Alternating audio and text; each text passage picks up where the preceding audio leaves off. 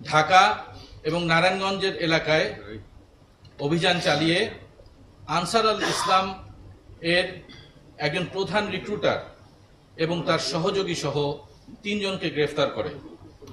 গ্রেফতারকৃতরা হলেন ইসমাইল হোসেন, জিহাদ হোসেন ওরফে হুজাইফা এবং আমিনুল ইসলাম। গ্রেফতারকৃতদেরকে জিজ্ঞাসাবাদ এবং পরবর্তী অনুসন্ধানে দেখা যায় তাদের কাছে জঙ্গিবাদে উদ্বুদ্ধকরণের জন্য কতগুলো উগ্রবাদী পুস্তিকা ছিল এবং তাদের কাছে মোবাইল জব্দ করা হয়। যে সকল মোবাইলে উগ্রবাদী বিভিন্ন আলোচনা, বিভিন্ন নেতাদের ব্যাখ্যা এবং তাদের নিজেদের মধ্যেকার আলোচনার বিভিন্ন অডিও এবং ভিডিও ক্লিপ আমরা পেয়ে থাকি। গ্রেফতারকৃতদের আরও জিজ্ঞাসাবাদ এবং অনুসন্ধানে দেখা যায় যে তারা নিষিদ্ধ ঘোষিত একটি জঙ্গি দল আনসার আল ইসলামের সদস্য। র্যাপিড অ্যাকশন ব্যাটালিয়ন এবং অন্যান্য যে সকল আইন শৃঙ্খলা রক্ষাকারী প্রতিষ্ঠান আছে তাদের নিয়মিত অভিযান এবং নজরদারির ফলে আনসার আল ইসলামের নামধারী দাওয়াতি এবং রিক্রুটিং কার্যক্রম বেশ স্তীমিত হয়ে পড়েছে। এ কারণে এই নাম ধারণ করে নতুন সদস্যদের রিক্রুটিং এবং তাদের দাওয়াতি কার্যক্রম পরিচালনা করা বেশ দুঃসাধ্য হয়ে পড়ায় নতুন জঙ্গি সংগঠন শাহাদাত নামের একটি দলকে নামকে বেছে নিয়ে এই শাহাদাত নাম নিয়েই আনসার আল ইসলামের রিক্রুটিং এবং দাওয়াতি কার্যক্রম তারা পরিচালনা করত।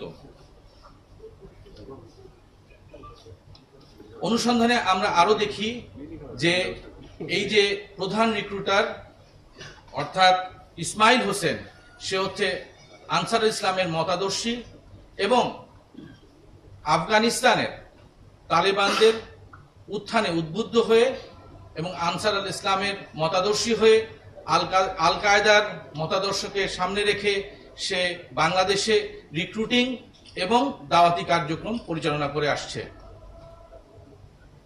মূলত সে একজন নারায়ণগঞ্জের মাদ্রাসার ছাত্র এবং দায়রা হাদিসে সে বর্তমানে অধ্যয়নরত। তার বয়স 25 বছর এবং কিছুদিন পূর্বে সে বিদেশে অবস্থানরত একজন জঙ্গি নেতা যার নাম সালাউদ্দিন, তার হাত ধরে মূলত এই আনসার আল ইসলামে তার রিক্রুটিং হয় এবং পরবর্তীতে সে এই অঞ্চলের অর্থাৎ বাংলাদেশের অঞ্চলের প্রধান রিক্রুটার হিসেবে কাজ পায়। এছাড়া এই যে শাহাদাত যে নতুন দলটি আনসার আল ইসলামের একটি সংগঠন বা আনসার আল ইসলামেরই একটি অপর নাম, সেই নাম ধারণ করে যে দলটি সে চালনা করত সেই শাহাদাত নামের দলটিরও সেই গ্রুপটিরও সে প্রধান। গ্রেফতারকৃত আরেকজন যে জিহাদ ওরফে হুজাইফা, সে একটি মাদ্রাসার শিক্ষক এবং এই শিক্ষকতার পাশাপাশি সে বিভিন্ন ছাত্রদেরকে বিভিন্ন উগ্রবাদী নানা রকমের আলোচনা দিয়ে উদ্বুদ্ধ করে তাদেরকে এই দলে ভিড়াতো এবং দাওয়াতি কার্যক্রম পরিচালনা করত। অপর একজন যে গ্রেফতারকৃত আরেকজন যে আমাদের আসামি, জঙ্গি নেতা বা জঙ্গি তৎপরতার সাথে যুক্ত সে আমিনুল, সে একজন গার্মেন্টস কর্মী। গত 6 মাস আগে বিদেশে অবস্থানরত আরেকজন নেতার হাত ধরে সে আনসার আল ইসলামে যোগদান করে এবং পরবর্তীতে সেও দাওয়াতি কার্যক্রমে অংশ নেয়। এই যে নতুন গ্রুপটি আমরা আবিষ্কার করেছি কিংবা তাদের দাওয়াতি কার্যক্রমের কথা আমরা বের করেছি, আমাদের অনুসন্ধানে দেখা যায় যে বাংলাদেশে ইসলামী খেলাফত প্রতিষ্ঠা করা তাদের প্রধান উদ্দেশ্য।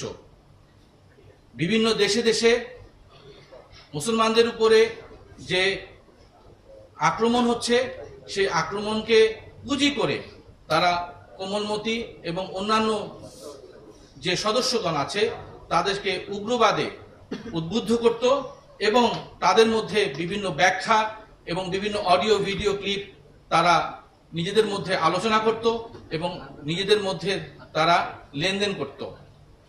এক্ষেত্রে তারা একটি নতুন অ্যাপস ভিআইপি যে গোপনীয়তা এবং এই কাজের জন্য তারা ব্যবহার করত। এছাড়া তারা সদস্যদের সাথে স্থানে স্থানে বিভিন্ন সময় মিটিং করেছে এবং সেই সদস্যদেরকে বিভিন্ন ধরনের প্রশিক্ষণ দেবার জন্য তারা প্রস্তুত করেছে। মূলত শারীরিক এবং মানসিক বিভিন্ন প্রশিক্ষণ, বিভিন্ন শারীরিক কসরত এবং অস্ত্র বিষয় চালানোর জন্য তারা প্রশিক্ষণ দিত। এই ক্ষেত্রে আমাদের আরো অধিকতর তদন্তের জন্য আমরা তাদেরকে আরো জিজ্ঞাসাবাদে যাব এবং এই যে কার্যক্রম তারা দেশবিরোধী কার্যক্রমের সাথে তারা লিপ্ত, এই কার্যক্রমের আরো খবর আমরা পাবো বলে আশা করি। আমাদের এই অভিযান এবং জঙ্গি বিরোধী এই নজরদারি অব্যাহত থাকবে।